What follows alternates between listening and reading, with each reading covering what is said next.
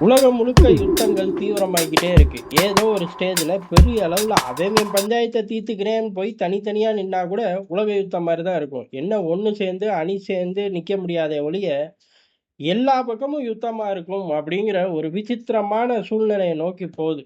அப்பேற்பட்ட விசித்திரமான சூழ்நிலையை பார்க்கும்போது இந்தியாவும் பாகிஸ்தானும் என்ன பண்ணுது அப்படிங்கிறது ரொம்ப முக்கியம். காரணம், எப்ப வேணாலும் நம்ம பாகிஸ்தான்ல உள்ள புந்து அடிக்கலாம், ஆக்கிரமிப்பு காஷ்மீரை மீட்கலாம். ஆனா பார்டர் ஏரியால இப்ப ஃபோக்கஸ் இருக்கு. அதே சமயம் வேற ஒரு சம்பவம் நடந்திருக்கு. அதான் இப்ப விரிவா பார்க்க போறோம். ஒண்ணு இந்தியா பண்ணது, இன்னொன்னு பாகிஸ்தான் பண்ணது. பாகிஸ்தான் பண்ணது வேடிக்கை தான். அந்த வேடிக்கைய அடுத்து பார்ப்போம். முதல்ல இந்தியா மியான்மருக்குள்ள தன்னோட ஃபுட் பிரிண்ட்ஸ ரொம்ப ஸ்ட்ராங் ஆக்க ஆரம்பிச்சிருக்கு. எந்த அளவுக்கு அப்டின்னா, இப்ப பிரசிடென்ட் வந்திருக்காரு.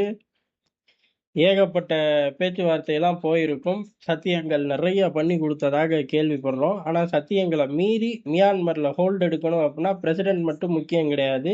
அங்க ஏகப்பட்ட இனக்குழுக்கள் சண்டை போடுறார்கள். பிரசிடென்ட் பக்கமும் இந்தியா இருக்கு, அங்க உள்ள இனக்குழு பக்கமும் இந்தியா இருக்கு. இதே பேட்டர்ன் தான் எல்லாருமே. சீனா பிரசிடென்ட் பக்கமும் இருப்பா, அங்க உள்ள இனக்குழுக்கள் பக்கமும் இருப்பா.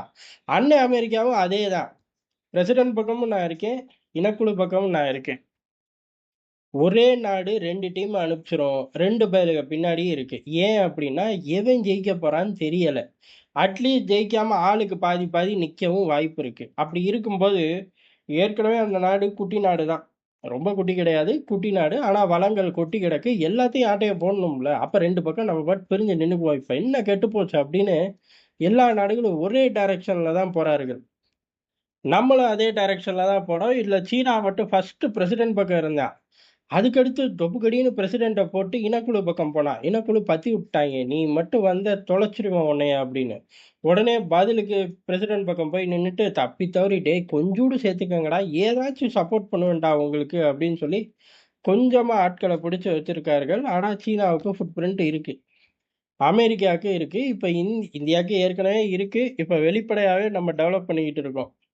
ஏன் இந்த வெளிப்படை அப்படின்னா, ஏறக்குறைய மியான்மர்லயும் என்ன ஆட்சி நடக்குதுன்னு கேட்டுறக்கூடாது. பிரசிடென்ட்டா இருக்கிறவரு ராணுவ ஆட்சி தான். ஆனா, அவர பிரசிடென்ட்டுன்னு ஊர் உலகம் இப்ப சொல்ல ஆரம்பிச்சிருச்சு. ஆனா, ஏறக்குறைய அது ராணுவ ஆட்சி தான். ஆப்போசிட்ல இருக்கிறது, அது இனக்குழுவோட ஆட்சி தான்.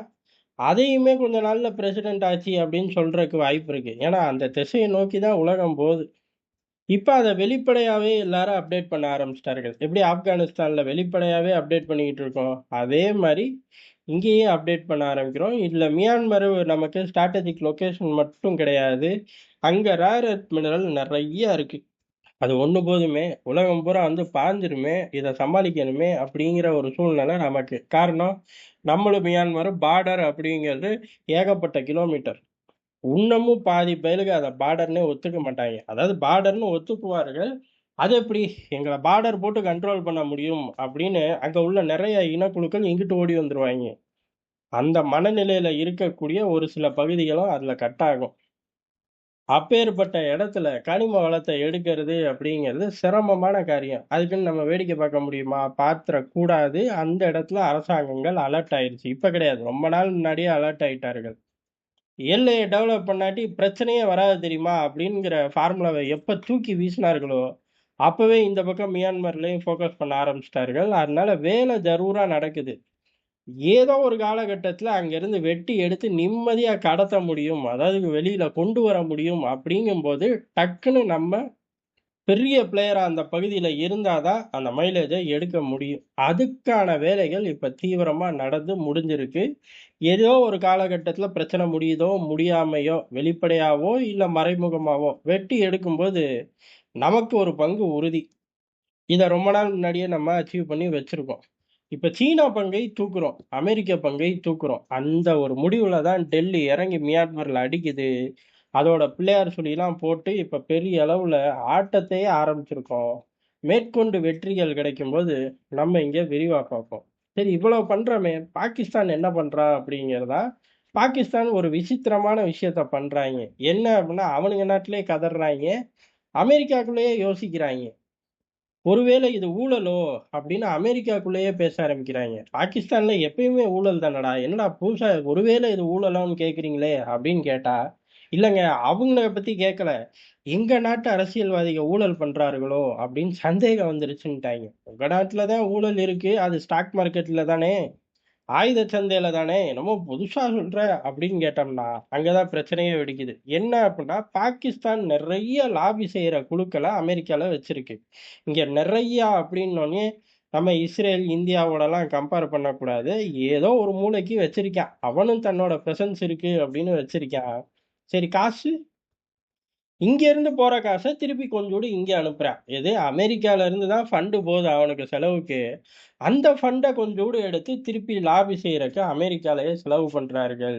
இது இன்னைக்கு நேத்து கிடையாது. காலங்காலமா நடக்குது. ஆனா இப்ப சுத்தமா ட்ரை ஆயி போய் இருக்கக்கூடிய காலகட்டத்தில கூட புதுசு புதுசா ஆட்கள லாபி செய்ற கம்பெனிகள ஆட்கள புடிக்கிறார்கள். இப்ப தான் அமெரிக்கால ஒரு குட்டியா ஒரு சந்தேகம் வருது.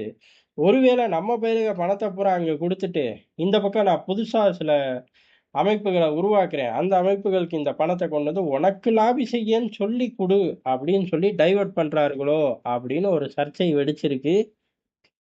நமக்கு தெரிஞ்சு அந்த லெவலுக்கு பண்றதுக்கு வாய்ப்பில்ல. காரணம் இவன் லாபி செய்ற குழு பணம்லாம் அங்க பத்தவே பத்தாது. அவர்கள் ஸ்ட்ரெய்ட்டா அங்க ஆஃப்லைன்ல இருந்து அடிச்சு விட்டுருவார்கள். இருந்தாலும் இப்படி ஒரு சச்சரவு வெடிச்சிருக்கு. இதுலருந்து பாகிஸ்தான் தப்புவானா அப்படின்னு கேட்டா, அவன் தப்பிக்கிட்டே தான் இருக்கான். அதாவது ஜோலி முடியும்போது, யாரோ ஒரு அதிபருக்கு திடீர்னு மனசுல இந்தியாவுக்கு எதிரா நமக்கு ஒரு ஆள் தேவை அப்படின்னு தோணிரும். தோணுனோனே டக்குன்னு ஜோலி முடியறவன ஐசியூல வச்சு, ஐசியூல இருந்து வார்டுக்கு மாத்தி, வார்டுல இருந்து வீட்டுக்கே அனுப்பிச்சு விட்டுருவாய்ங்க. ஆனாலும் இந்த சந்தர்ப்பம் அப்படிங்கிறது, இன்னும் கொஞ்சம் அமெரிக்கால நம்ம செல்வாக்க உயர்த்திக்க உதவும். அத டெல்லி எப்படி விளையாடுது அப்படின்னு தெரியல. விளையாடும்போது வழக்கம் போல நம்ம இங்க விரிவா பார்ப்போம். ஆனா மியான்மர் விஷயத்துல அற்புதமா டெல்லி காய்கள் நகர்த்தி சாதிச்சு வச்சிருக்கு. எங்கப்பா ரேர் எர்த் மினரல் லாரிய காணோம்னு கேட்கக்கூடாது. வெட்டும்போது நமக்கு பங்கு உறுதி. எது? பூமிய தோண்டி வெட்டும்போது. சச்சரவுகள்லாம் அவங்க பஞ்சாயத்து முடியிற வரை நம்ம வெயிட் பண்ணணும். இல்ல பஞ்சாயத்த முடிச்சு வைக்கணும். இல்ல பஞ்சாயத்த 2 சைடும் முடிச்சு வைக்கலாம். இல்ல ஒருத்தன முடிச்சு இன்னொருத்தன கொடியேத்துறான்னு வச்சு நம்ம லாரிகள தூக்கலாம். என்ன வேணாலும் நடக்கலாம். இதே மாரி அமெரிக்காவும் செய்யும். அந்த இடத்தையும் நம்ம டேலி பண்ணணும். சீனா செய்யறது பிரச்சனை கிடையாது. அவன் எங்கேயுமே பெரிய அளவுல ராஜதந்திர ஆட்டம், ராணுவ ஆட்டத்துல செல்லுபடி ஆகாது. தோத்து போயிருவான். எது? என்ட்ரியே கிடையாது அவனுக்கு. மத்தபடி ஏதாச்சும் நரித்தனம் பண்ணா தான் உண்டு. அதுவும் பண்ணும்போது விரிவா நம்ம இங்க வந்து பார்ப்போம்.